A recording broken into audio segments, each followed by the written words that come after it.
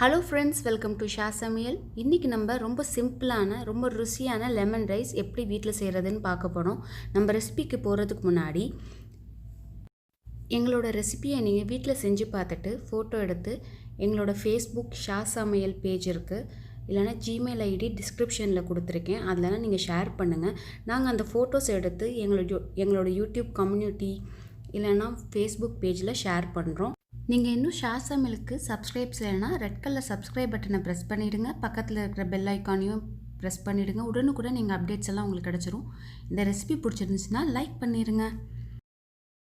Lemon rice செய்கிறதுக்கு நான் ஒரு பாத்திரத்தில் தண்ணி வச்சு தண்ணி கொதி வந்ததுக்கப்புறம் உப்பு சேர்த்து நான் பாஸ்மதி ரைஸ் 1.5 கப் ஊற வச்சுருந்தேங்க அரை மணி நேரத்துக்கு. இப்போ அந்த ரைஸையும் சேர்த்து கொஞ்சமாக எண்ணெய் ஊற்றி இந்த அரிசியை வேக வைக்க போகிறோம். இந்த அரிசியை நம்ம ரொம்ப வேக வைக்கக்கூடாது, ஒரு 80% வேக வச்சா போதும். அப்போது தான் நல்லா உதிரியாக சாப்பிட்றதுக்கு ரொம்ப டேஸ்ட்டாகவும் இருக்கும். பாருங்கள், நம்மளோட அரிசி நல்லா வெந்துருச்சு, உதிரியாக இருக்குது. இப்போ நம்ம தண்ணியை வடித்து ரைஸை செப்பரேட்டாக எடுத்து வச்சுக்கலாம்.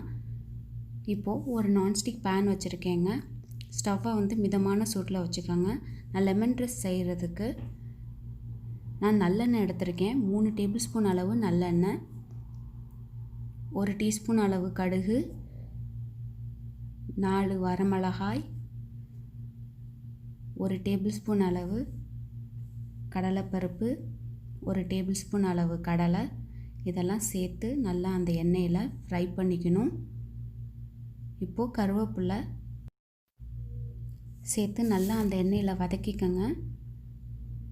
நான் 1 இன்ச் அளவு இஞ்சி எடுத்திருக்கேங்க. அதை நல்லா தோலை சீவிட்டு சின்ன சின்ன பீஸாக கட் பண்ணியிருக்கேன். அதை சேர்த்து நல்லா அந்த எண்ணெயில் வதக்கிக்கங்க. இஞ்சி சேர்த்தா லெமன் ரைஸ் ரொம்ப சூப்பராக இருக்கும். நீங்கள் கண்டிப்பாக வீட்டில் ட்ரை பண்ணி பாருங்கள்.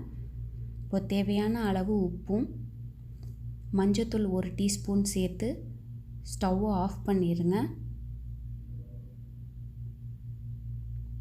இந்த ரெசிபி பிடிச்சிருந்துச்சுன்னா லைக் பண்ணிடுங்க. கண்டிப்பாக நீங்கள் வீட்டில் இந்த ரெசிபியை ட்ரை பண்ணி பார்த்துட்டு உங்கள் ஃபீட்பேக்கை கமெண்டில் தெரியப்படுத்துங்க. இப்போது 1 டீஸ்பூன் அளவு பெருங்காயத்தூள் சேர்த்துருக்கேங்க. சேர்த்துட்டு நான் 2 எலுமிச்சம்பழத்தை ஜூஸ் எடுத்து வச்சுருக்கேன். இப்போ அதை சேர்த்து நல்லா மிக்ஸ் பண்ணிக்கலாம். அந்த எண்ணெய் சூடாக தான் இருக்கும்.